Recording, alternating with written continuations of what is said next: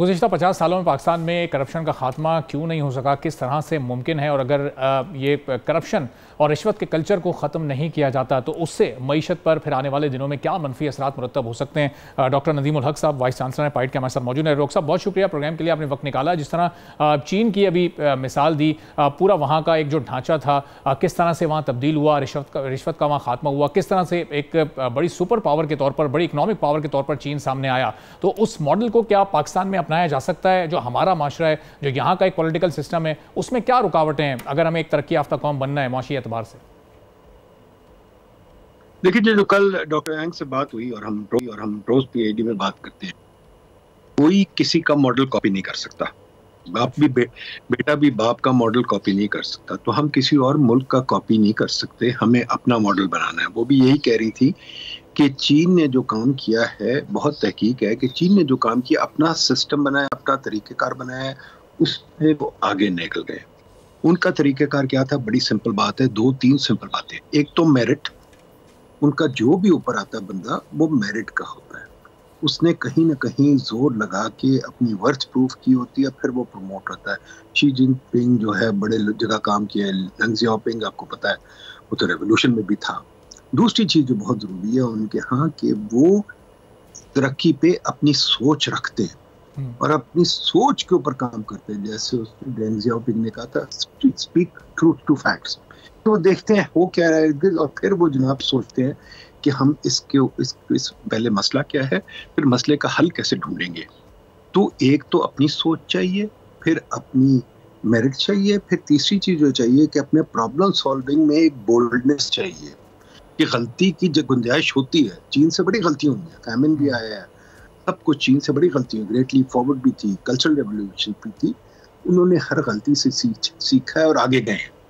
तो ये 2-3 चीजें बड़ी जरूरी है। चौथी चीज जो उनकी पहली किताब थी, हाउ चाइना एस्केप्ड पॉवर्टी, उसमें भी उन्होंने ये बहुत लिखा है कि उनका जोर हमेशा इस पे नहीं रहा, करप्शन पे, ना किसी कोई रिलीजन पे, ना कोई ऐसी चीज पे। उनका बड़ा प्रैक्टिकल एक जोर रहा है। प्रैक्टिकल लफ्ज, प्रैक्टिकल बहुत जरूरी है। प्रैक्टिकल उनका ये था कि इन्वेस्टमेंट बढ़ाओ, मैन्युफैक्चरिंग बढ़ाओ और अपने आप को दुनिया की एक्सपोर्टिंग पावर बना दो।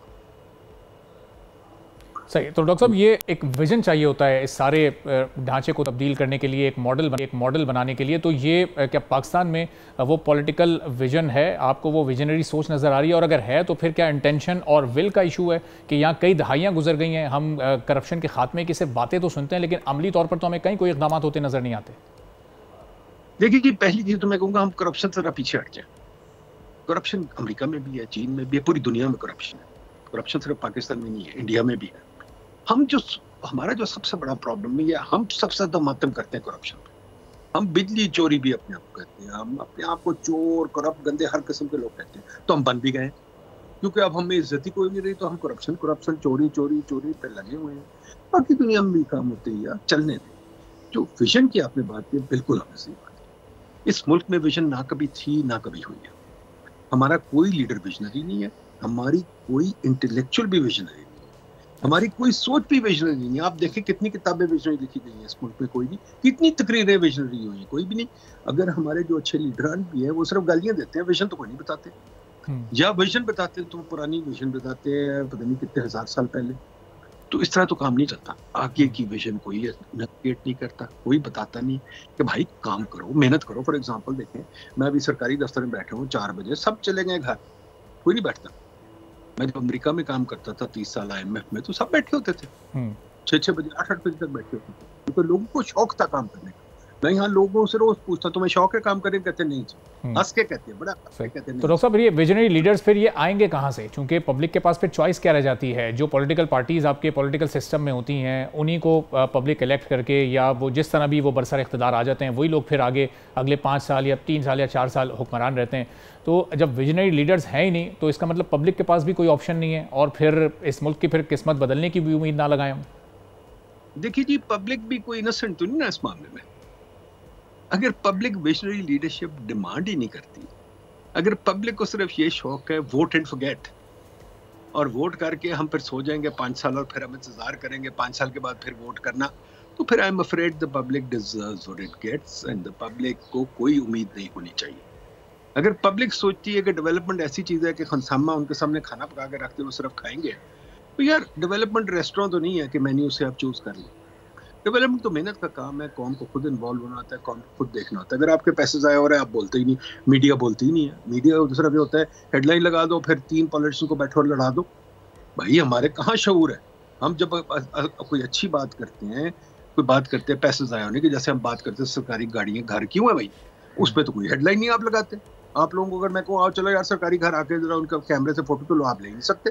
जब मैं कहता हूँ यार चलो आओ जरा खड़े हो देखो सरकारी गाड़ी कैसे फिर रही है, वो तो नहीं आप कर सकते। जब मैं देखता हूँ सरकारी वेस्ट कितना है, आप तो नहीं कर सकते वो। तो देखिए ना, जब कौम इस चीज को एक्सेप्ट कर लेती है कि हमारे बादशाह हैं। लेकिन डॉक्टर साहब ये जो सूरत-ए-हाल जिस पर आप इस वक्त रोशनी डाल रहे हैं, इसको भी तो एक कानूनी कवर हासिल होता है, कानून साजी ऐसी की जाती है, पर्क्स एंड प्रिविलेजेस ऐसे सेनेट और कौमी असेंबली से अप्रूव करवाए जाते हैं कि फिर उनको आप गैर कानूनी तो नहीं कह सकते, उन पर आप उंगली कैसे उठा सकते हैं? क्यों जी, दुनिया जहान में मेरे सामने एक किताब पढ़ी है यहाँ, उसका नाम है history of social movements in the world. दुनिया बनी है थ्रू मूवमेंट्स। अमेरिका में भी स्लेवरी थी, उसको कानूनी लिबादा पहनाया गया था।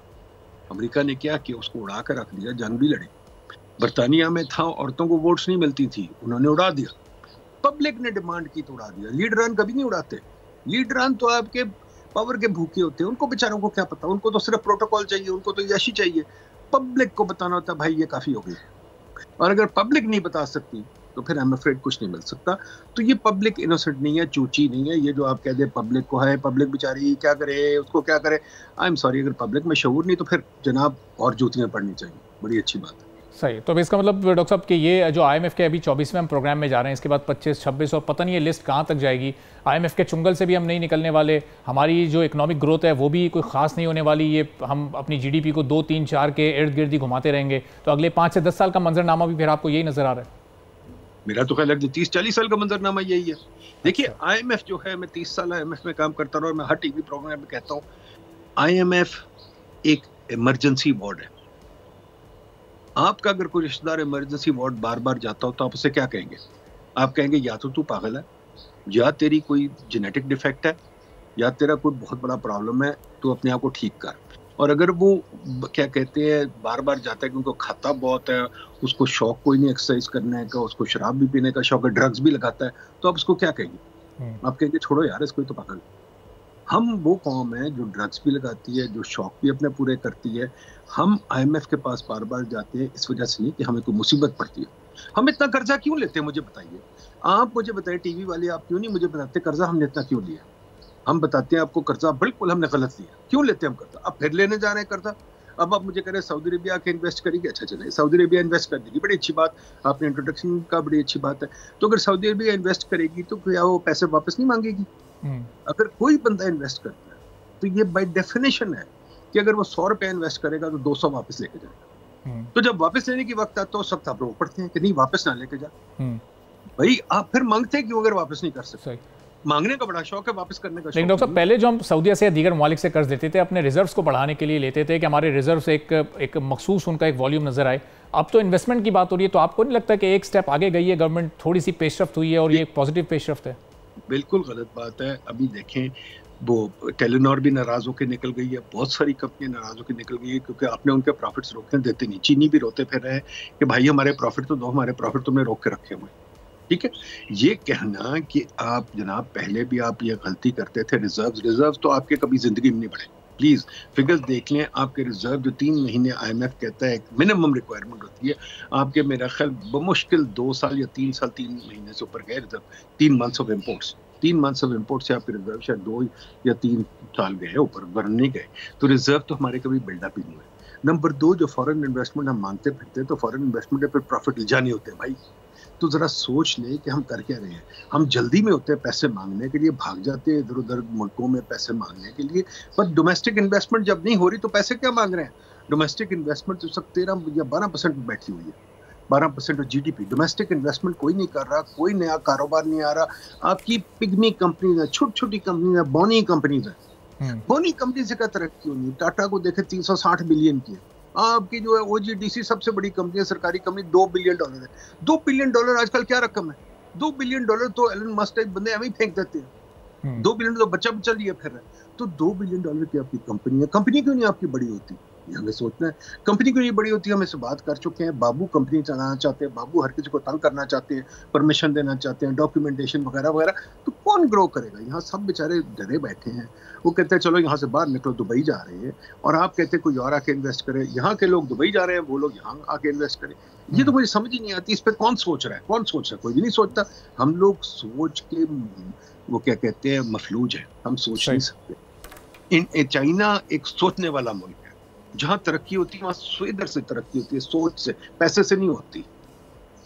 ठीक है, बहुत बहुत शुक्रिया डॉक्टर नदीम उल हक साहब, वाइस चांसलर पाइड हमारे साथ मौजूद थे। डॉक्टर साहब आपको फिर ज़हमत देंगे और उस पर हम मजीद भी गुफ्तगू करेंगे। सब्सक्राइब करें और बेल दबाएं ताकि कोई खबर रह न जाए।